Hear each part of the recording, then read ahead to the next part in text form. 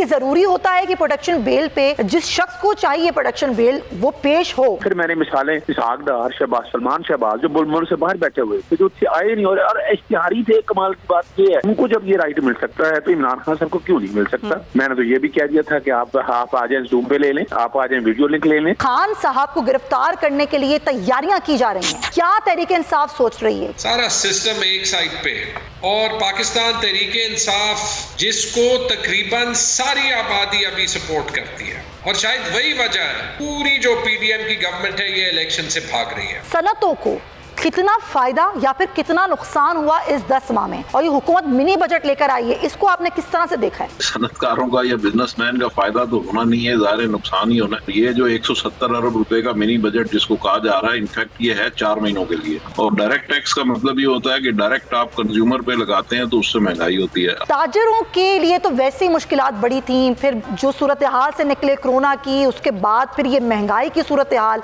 और आगे जो मिनी बजट है, यह आपको किस तरह से मुतासर करेगा? देखिए, महंगाई का तूफान तो बहुत जबरदस्त आ चुका है, और अगले रमजान तक तो हम नहीं समझ रहे कि लोगों की कोई कुव्वत खरीद में कोई चीज रह जाएगी। सब्सक्राइब करें और बेल दबाएं ताकि कोई खबर रह न जाए।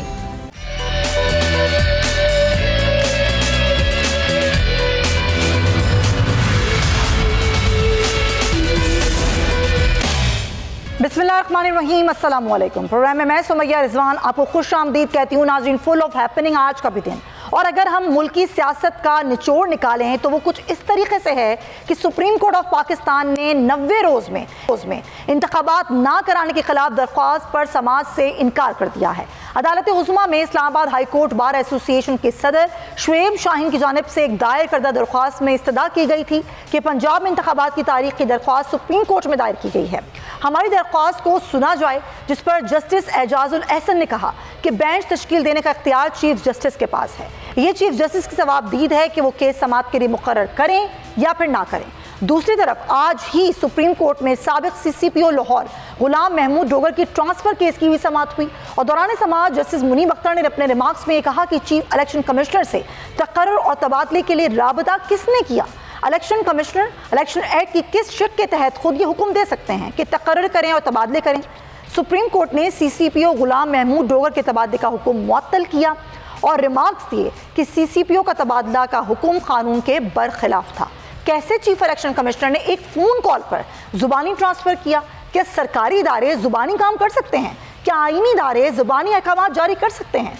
इलेक्शन कमीशन का वाहिद काम इंतखाबात कराना है, और वो इसके लिए भी मज़ीद वक्त मांग रहा है। इंतखाबात को 90 रोज़ में होना है, और हर गुजरते रोज़ के साथ 90 दिन ख़त्म हो रहे हैं। इलेक्शन कमीशन आखिर कर क्या रहा है? जहां जिक्र हो रहा है बड़ी अदालत की बड़ी समाअत का नाज़रीन, तो वहीं बड़े सियासतदानों की ऑडियोज़ की बाज़गश्त भी अब तक थम नहीं सकी। साबिक वज़ीर आला पंजाब परवेज़ इलाही और सदर supreme court bar Abid Zubairi की एक मुबैना ऑडियो सामने आई।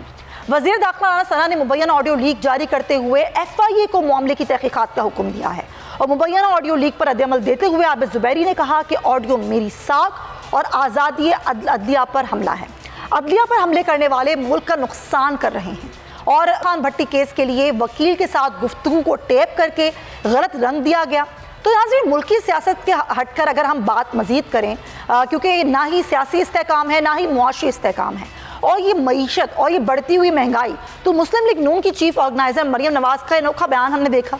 उन्होंने कहा कि पार्टी की ज़ेर क़यादत वफाकी हुकूमत की जानिब से मज़ीद टैक्स लगाने और पेट्रोल की कीमतों में इजाफे का जो मिनी बजट पेश किया गया, एक रोज़ बाद इन गैर मकबूल इक़दामात से उन्होंने अपनी दूरी इख्तियार की, बल्कि तारीख़ी यू टर्न लेते हुए अपने चचा शहबाज शरीफ की हुकूमत से भी लाताल्लुक़ी का ऐलान कर दिया।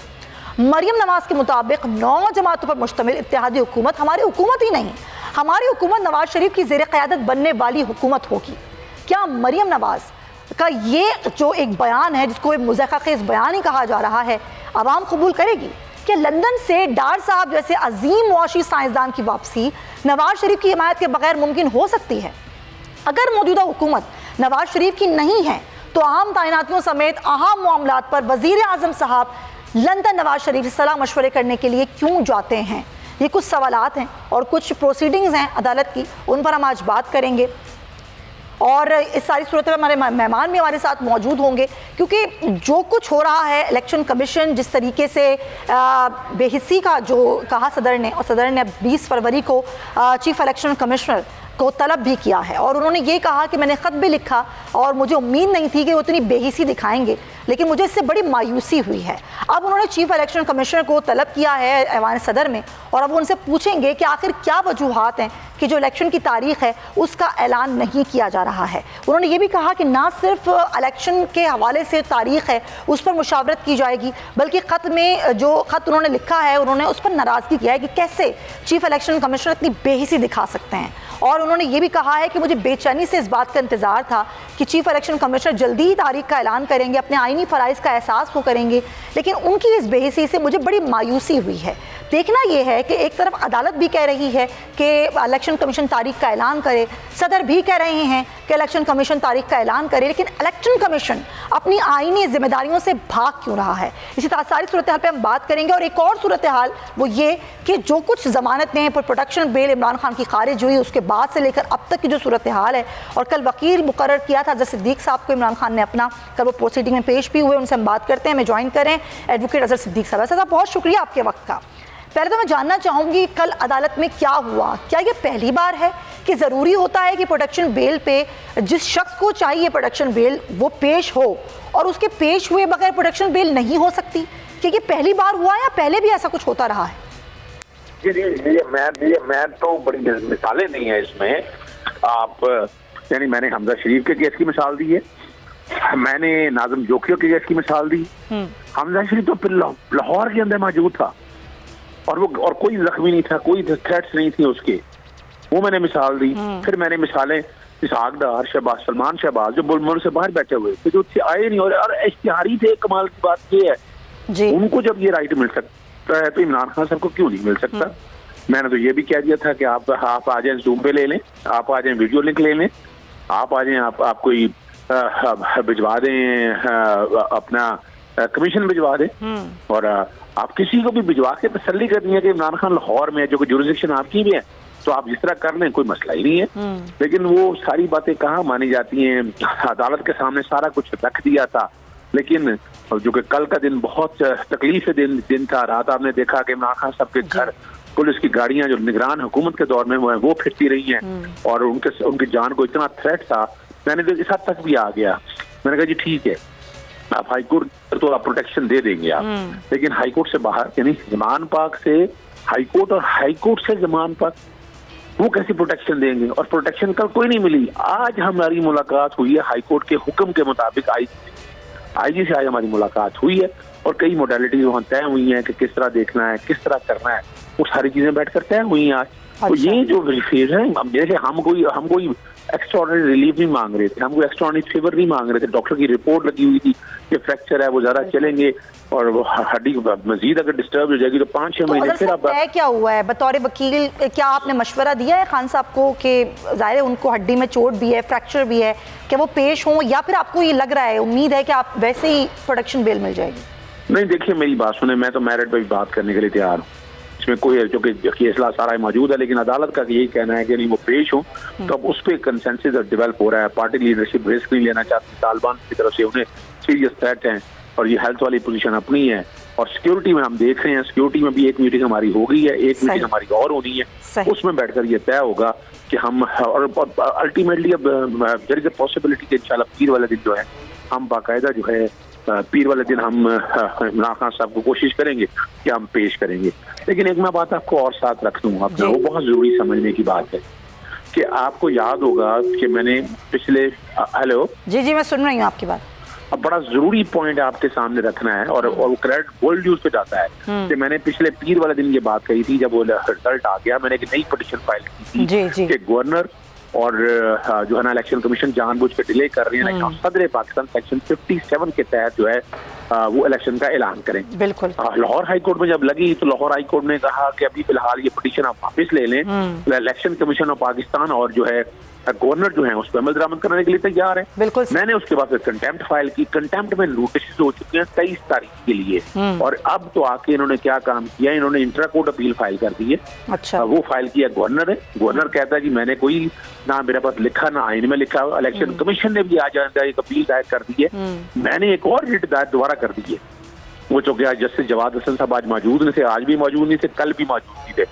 वो पीर वाले दिन दरखास्त लगी है जिसमें सेक्शन 57 का, मैं पहले दिन से ही बात कर रहा हूँ कि ये गवर्नर किसी ने कुछ नहीं करना। मुझे जरा इस पर ना बड़ा तफसील से आपसे बात करनी है, क्योंकि इलेक्शन कमीशन का जो किरदार है आइन में रहते हुए वो नहीं कर रहा। ज़ाहिर है इस पर कानून क्या कहता है, मैं चाहूँगी आप मेरे साथ ही रहिए। ज़रा मैं इमरान खान साहब की गिरफ्तारी, आगे वाले मामलात, राना सना का बयान, इस पर ज़रा बात कर लेते हैं। हमें तैमूर सलीम झगड़ा साहब भी ज्वाइन कर रहे हैं, पाकिस्तान तहरीक इंसाफ के रहनुमा हैं। बहुत शुक्रिया तैमूर साहब। ज़ाहिर है इलेक्शन के हवाले से बात करेंगे भी, KP में भी उन्हें वहाँ पर भी ऐलान नहीं हो रहा, पेशावर हाई कोर्ट में उसकी हवाले से भी समाअत चल रही है, लेकिन जो खान साहब को गिरफ्तार करने के लिए तैयारियां की जा रही हैं दोनों जगह से, जिस तरीके से हमने देखा कि समाअतों में क्या हुआ, कल प्रोटेक्शन बेल में क्या हुआ, अजहर साहब भी बता रहे हैं, उसके पहले मिसालें मौजूद हैं। फिर कल जमान पार्क में जो एक रात भर एक हैपनिंग रही, क्या तहरीक इंसाफ सोच रही है, क्या स्ट्रेटजी बना रहे हैं आप लोग? ये सारी समझ में तो आ रही है कि हुकूमत क्या चाहती है।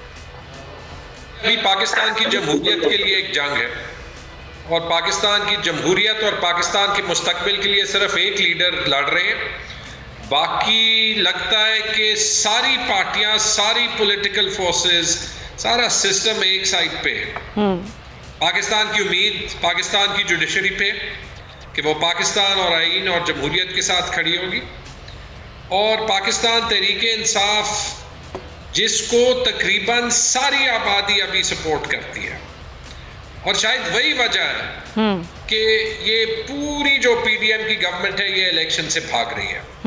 तो इंशाअल्लाह हमने जो भी हो, ये टेस्ट या आजमाइश आते कौमों की तारीख में आते, एक ऐसे आजमाइश से पाकिस्तान गुजर रहा है, और अफसोस के साथ एक ऐसे टाइम में गुजर रहा है जब पाकिस्तान की मईशत उस पोजीशन में जब तारीख में ना थी, और उसको ठीक करने का हल शुरू होता है एक इलेक्शन से।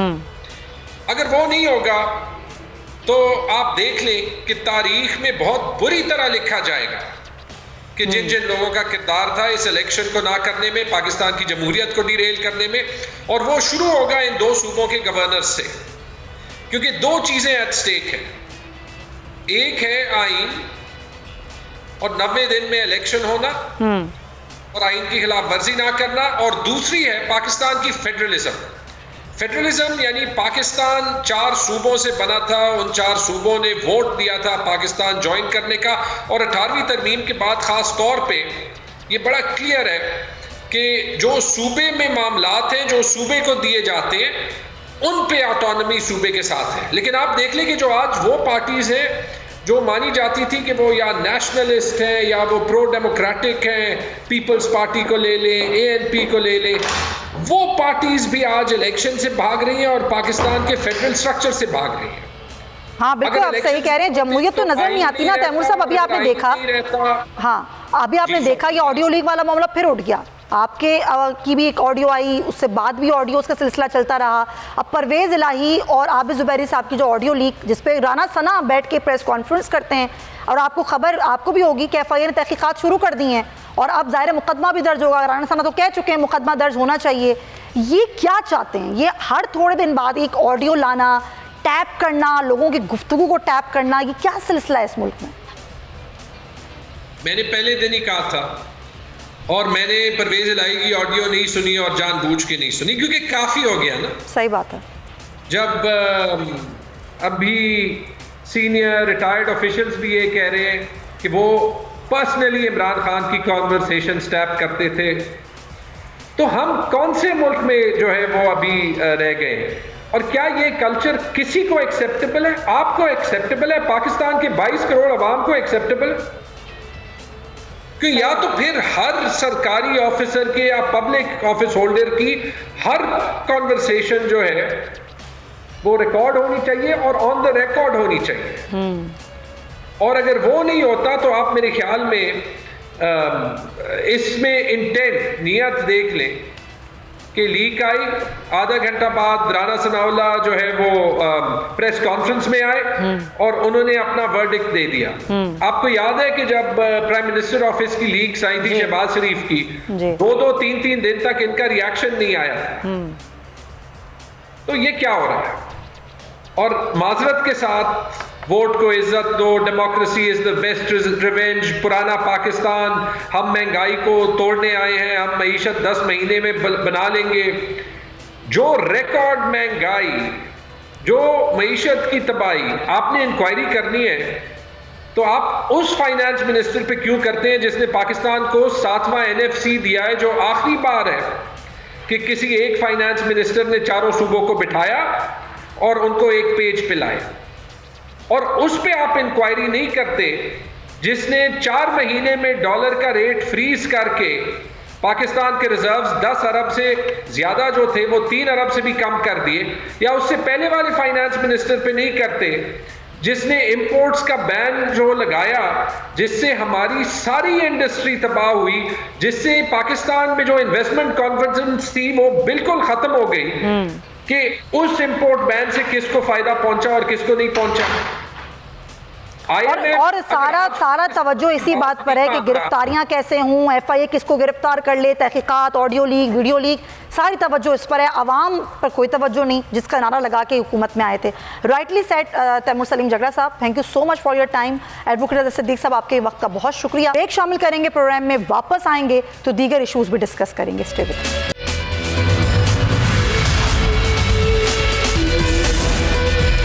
वेलकम बैक नाजरीन। जब से मिनी बजट आया है, अवाम पर महंगाई का बम गिराया गया। अब तक जो महंगाई की शरह है वो 38% से भी ज़ायद हो गई है, जिसमें टैक्सेस की शरह को बढ़ाया गया है, 17 से 18% कर दिया गया।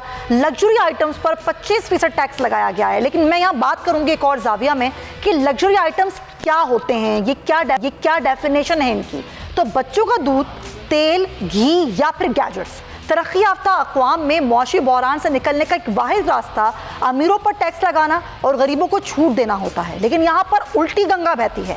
यहाँ अमीरों से टैक्स लेने के बजाय गरीबों का खून निचोड़ा जाता है, और इस पर एक तो चोरी, ऊपर से सीना जोरी की मज़दाक ये भी कहा जाता है कि गरीब तबके पर बोझ नहीं डालना चाहते, इसीलिए लग्जरी आइटम्स पर टैक्स लगाया है। लेकिन आखिर लग्जरी आइटम्स क्या हैं?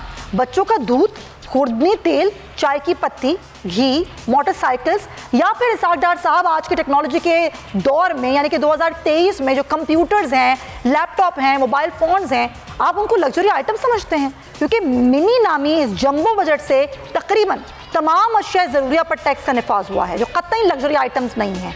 यह आज की ज़रूरत है नाज़रीन।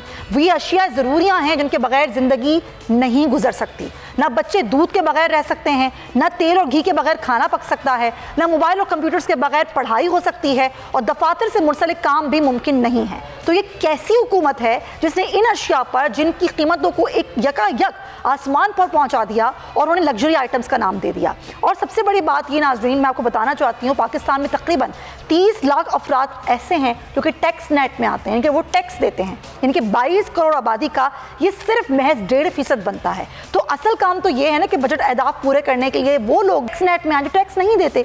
ज़रा हम बात करेंगे कि आगे एक तो ताजिर तबका, उसको कितनी मुश्किलात इससे होंगी, और सनतकारों के लिए क्या कुछ आसानियाँ, क्या कुछ मुश्किलात इसमें हैं हुकूमत की पॉलिसीज़ को लेकर। इस पर हम बात करेंगे। हमें ज्वाइन कर रहे हैं मियाँ जाहिद हुसैन साहब, मारूफ सनतकार हैं, उनको हम वेलकम कहेंगे। मियाँ जाहिद हुसैन साहब, बहुत शुक्रिया आपका। शर्जील गोपलानी साहब भी हमारे साथ मौजूद हैं, ताजिर रहनुमा। आप दोनों हज़रात का बहुत शुक्रिया। मियाँ जाहिद हुसैन साहब, मैं आपसे गुफ्तगू आगाज़ करना चाहूँगी। सनतों को कितना फ़ायदा या फिर कितना नुकसान हुआ इस 10 माह में, और ये हुकूमत मिनी बजट लेकर आई है, इसको आपने किस तरह से देखा है?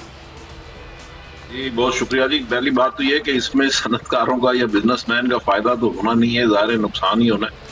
और ये जो 170 अरब रुपए का मिनी बजट जिसको कहा जा रहा है, इनफैक्ट ये है 4 महीनों के लिए।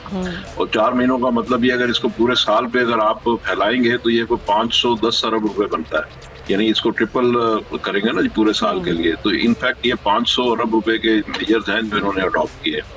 और फिर ये सिर्फ मिनी बजट ही नहीं है, जैसे अभी आपने कहा कि दूध और घी और चाय और जितने भी पैक्ड आइटम है, इवन पानी है पीने का, तो जितने भी पैक्ड आइटम है उन सबको भी अब इन्होंने सब्जेक्ट टू सेल्स टैक्स कर दिया, और सेल्स टैक्स का रेट भी 17 से 18% कर दिया।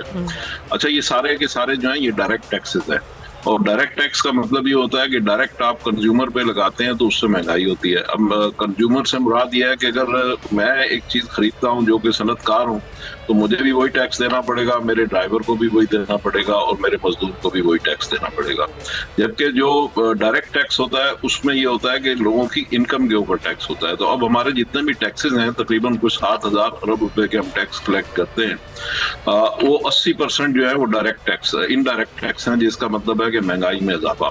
तो ये तो एक सिंपल सी बात है कि इससे महंगाई में इजाफा होने जा रहा है और गरीब आदमी हो तो उसके ऊपर जाहिर है कि ये ज्यादा बड़ा ताजियाना होगा। जहां तक इंडस्ट्रीज का ताल्लुक है, आपने पूछा कि हमें क्या इसमें होगा, तो इसमें हमें तो जाहिर है कि कॉस्ट ऑफ डूइंग बिजनेस बढ़ेगी। हमारी हर चीज जितनी भी इनपुट है, बिजली की कीमत बढ़ेगी, पेट्रोलियम की कीमत, अच्छा ये जो बजट है इसके अलावा है, जो बिजली की कीमतें बढ़ रही हैं वो उसके अलावा है, जो पेट्रोलियम मसनूआत की कीमतें बढ़ रही हैं वो उसके अलावा है, गैस की 120% कीमत बढ़ी है वो उसके अलावा है।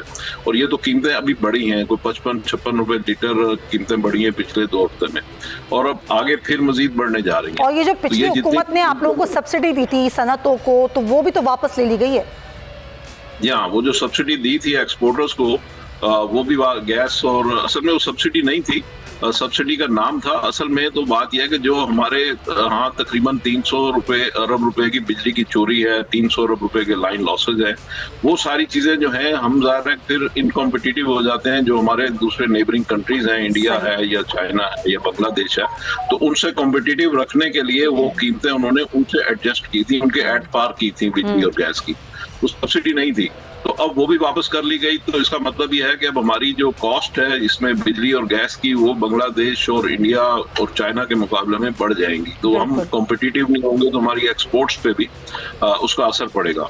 तो ओवरऑल अगर हम देखते हैं तो ये सारी महंगाई जो है सिर्फ 170 अरब या 500 अरब रुपए की ये नहीं है, बल्कि बिजली, गैस, पेट्रोलियम मसनूआत और इन सारी चीजों के ऊपर अलग से कीमतें बढ़ी हैं और फिर आगे भी बढ़ने जा रही हैं। ये उससे भी बड़ा ज़ाहिर बड़ा ये होगा, और यकीनन इससे जितना वसूलियों की बात की जा रही है, आप कह रहे हैं उससे ज्यादा ये वसूलियां होंगी और तकलीफ दे सूरत हाल है, बड़ी तकलीफ दे सूरत हाल है। मियां जाकिर हुसैन साहब, 3-4 गुना ज्यादा इसका इम्पैक्ट आएगा। एग्जैक्टली जो हमें सामने फिगर नजर आ रहे हैं ना, इससे ये नहीं, 3-4 गुना ज्यादा, 3-4 टाइम। मैं चाहूंगी जरा आपसे करेंसी क्राइसिस में जो परेशानी जाहिर है आप लोगों को भी उठानी पड़ी, उस पर भी बात करती हूँ मैं आपसे। शर्जील गोपलानी साहब, ताजरों के लिए तो वैसी मुश्किलात बड़ी थी, फिर जो सूरत हाल से निकले कोरोना की, उसके बाद फिर ये महंगाई की सूरत हाल, ये 10 माह में ताजरों को कितनी मुश्किलात हुई, और आगे जो मिनी बजट है यह आपको किस तरह से मुतासर करेगा?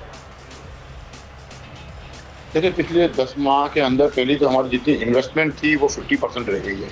एक चीज़ हम जो 170 रुपये के डॉलर में ले रहे थे वो आज आपका 265 रुपये डॉलर जो हो गया है, तो 50% तो हमारी सारी इन्वेस्टमेंट वैसे ही वाइप आउट हो गई। साथ साथ जो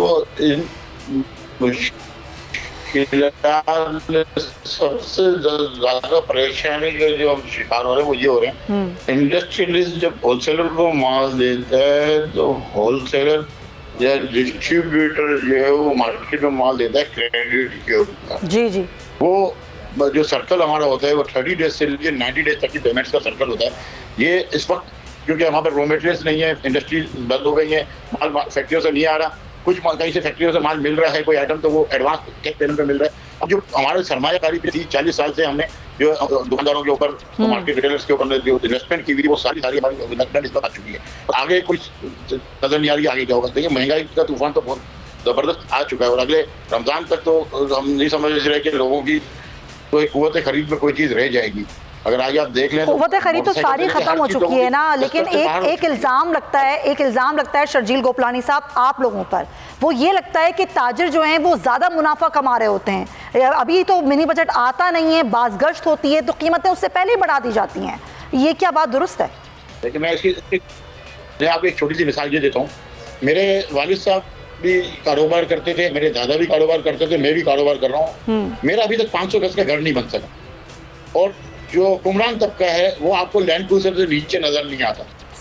हम क्या मुनाफा कमाते हैं और हम मुनाफा कहाँ लेकर जाते हैं, हम ये बताएं। ना हमारी बाहर इन्वेस्टमेंट है, ना हमारे बाहर घर मकानात हैं, ना हमारे पास ड्यूल नेशनलिटी है, ना हमारे पास अच्छी कोई जो लैंड क्रूजर है, ना हम जो 500,000 गज के घर में रहते हैं।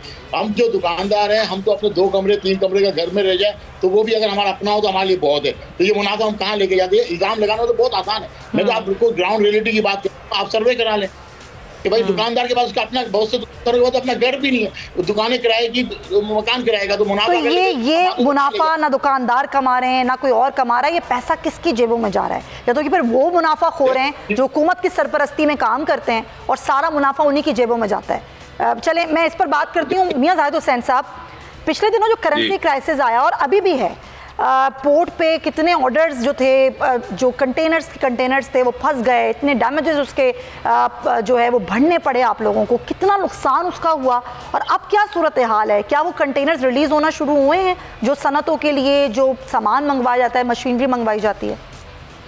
या बात यह है कि हुकूमत ने हर किस्म की इंपोर्ट को बैन कर दिया था और जितने भी कंटेनर्स ऑलरेडी जो शिपमेंट में थे और शिप हो चुके थे वो सारे जब पोर्ट के ऊपर पहुंच गए तो उसके लिए ज़र मुबादला नहीं था तो गवर्नमेंट ने अलाउ नहीं किया और वो तकरीबन कोई 4 से 5 अरब डॉलर का सामान जो था वो पोर्ट पे था और वो उसको 2-2, 3-3 महीने हो गए और उसके ऊपर डैमेज पड़ रहा था और एक डिटेंशन चार्जेस होते हैं जो कंटेनर का किराया होता है वो भी डॉलर में होता है, तो वो उनको पड़ रहा था नहीं। एक कंटेनर के ऊपर कोई लाख रुपया पर डे जो है ये बिजनेसमैन को उसके ऊपर मुगाना या इंपोर्टर को देना पड़ रहा था। अब उसके बाद बड़ा जब प्रोटेस्ट हुआ तो फिर गवर्नमेंट ने, स्टेट बैंक ने ये अलाउ किया कि जी ठीक है, इसके लिए आप या तो जो आपका सप्लायर है उससे आप इसकी पेमेंट 1 ईयर डेफर करवा लें, अच्छा, या ये कि आप इसकी पेमेंट खुद अरेंज कर लें। अच्छा। तो अब जाहिर है कि जब लोग पेमेंट खुद अरेंज करेंगे बाजार से तो वो फिर ब्लैक मार्केट से डॉलर लेंगे। तो उस वक्त जो 227 रुपए रेट चल रहा था डॉलर का, तो लोगों ने मार्केट से 290 रुपए का डॉलर लेके और उसको पेमेंट की और इस तरीके से अपने माल छुड़वाए। तो अभी भी तकरीबन 2-2.5 अरब डॉलर का माल क्लियर हो चुका है, बाकी माल जो है वो है। और ये भी इन्होंने इसमें ये कहा था कि 18 फरवरी तक इसके लिए इन्होंने डेट दी थी कि जो कंसाइनमेंट आ चुके हैं या तो अब क्या सूरत हाल है? अब डॉलर मिल रहा है मार्केट से, क्योंकि उन्होंने कैप हटाया तो उन्होंने कहा ब्लैक मार्केट तो खत्म हो गई, हुकूमत कह रही है। नहीं, ब्लैक मार्केट खत्म नहीं हो गई। ब्लैक मार्केट यूं खत्म हो गई कि आपकी जो व्हाइट मार्केट है वो ब्लैक मार्केट के रेट पे आ गई ना। अब इस वक्त जो है 227 से रेट जो था वो 264 पे आ गया। तो इस तरीके से तो चल रहा है। लेकिन ये है कि जो आपको देखें, 3 किस्म की मार्केटें हैं। एक तो ये है कि एक तो इंटरबैंक रेट है जिसको व्हाइट मार्केट कहा जाता है, एक फिर ये है कि ओपन मार्केट रेट है और एक फिर ग्रे मार्केट। बिल्कुल, ये 3 किस्म के रेट है। तो अब बात यह है कि जो इंटरबैंक रेट है और ओपन मार्केट रेट तो तकरीबन बराबर आ गए। सही। और जो ग्रे मार्केट है, ग्रे मार्केट से मतलब यह है कि अगर आपने अब डॉलर लेने हैं और अपने कंसाइनमेंट क्लियर करवाने हैं तो वो आपने ग्रे मार्केट से लेने हैं, ना वो व्हाइट से मिलेंगे ना आपको ओपन मार्केट से मिलेंगे, वो ग्रे मार्केट से मिलेंगे। और ग्रे मार्केट से आपको 275-280 रुपए का डॉलर लेके और आपको जो इंपोर्ट आप कर चुके हैं उसको सर्विस करना पड़ेगा। तो यानी कि ये जो कुछ भी किया है सनतकारों ने, तमाम लोगों ने जो इंपोर्ट करा रहे हैं, ताजर, उनको सारे सब कुछ खुद ही अरेंज करना पड़ा है, चाहे वो डिटेंशन चार्जेस हों, डैमेजेस हों, चाहे वो अरेंज करना हो पैसा, अपनी एलसीज जो है वो हुकूमत ने कोई ताउन नहीं किया। Point taken. शर्जील गुपलानी साहब कुछ, हाँ जी आप कुछ कहना चाह रहे हैं जाहिद साहब? जी, मैं ये कहना चाह रहा था कि हुकूमत के पास कोई स्पेस अवेलेबल नहीं है कि वो इसको फाइनेंस दे सके। आपको पता है कि हमारे जो फॉरेन सर आखिरी 30 सेकंड में जरा गुपलानी साहब का टेक लूं। गुपलानी साहब, आप लोगों को कितनी मुश्किलात हुई इसमें, इस सारी सूरत हाल में? बहुत ज्यादा मुश्किलात हैं। और अब ये 18 जनवरी के बाद की जो कंसाइनमेंट्स हैं, कमर्शियल बैंक ने क्लियर कह दिया है कि इसको कंसीडर नहीं करेंगे, तो आगे जाके और परेशानी का सबब बनेंगे। अब हम कोशिश कर रहे हैं कि किसी तरीके से मसला रिजॉल्व हो। कल मेरी मिनिस्ट्री ऑफ कॉमर्स में बात हुई है सेक्रेटरी एक्सपोर्ट्स से, उनका कहना ये है कि ये जो भी सब जो अब आगे की डिसीजन लेगी वो स्टेट बैंक लेगी। मिनिस्ट्री ऑफ कॉमर्स के अंडर में कुछ भी नहीं है। ये पॉइंट है सर। बहुत शुक्रिया, मेरे पास वक्त की कमी है वरना मैं मजीद आप लोगों से गुफ्तगू करना। जाहिद हुसैन साहब बहुत शुक्रिया, शर्जील गुपलानी साहब आपके वक्त का भी बहुत शुक्रिया। नाजरीन, प्रोग्राम का वक्त खत्म होता है, पीर को आपसे मुलाकात होगी। अपना बहुत ख्याल रखिए, अल्लाह हाफ़िज़।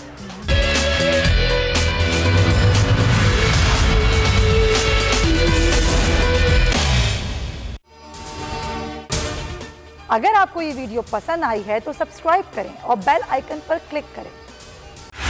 बोल उड़ाएगा सबका होश, भूल जाएंगे सब अपना जोश। देखिए पाकिस्तान की सबसे बड़ी PSL ट्रांसमिशन, सकलैन मुश्ताक, रमीज राजा, सुहेब अलवी, जमील फारूकी और फहीम खान के साथ खेल का जुनून रोजाना रात 11 बजे सिर्फ बोल न्यूज पर।